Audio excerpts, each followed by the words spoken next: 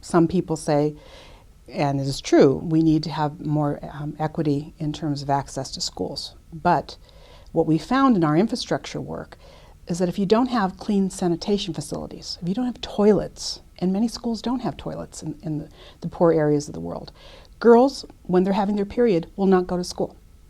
And so having that simple intervention of making sure there are adequate sanitation facilities in schools will have a big impact on women's access to education and there to productivity.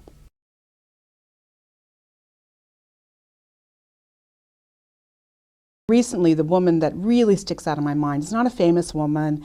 It's not a woman that you're going to read about in the newspaper. It was a woman in India.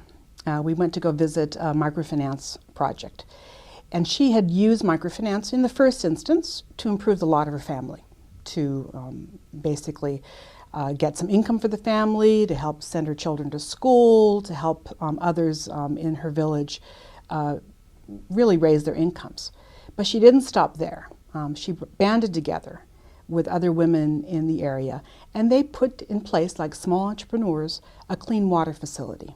And it was providing clean water using the highest tech but very affordable technologies for her village, and they were selling it to the village next door. So it was entrepreneurship, it was collaboration, it was really investing in the future. It was fantastic.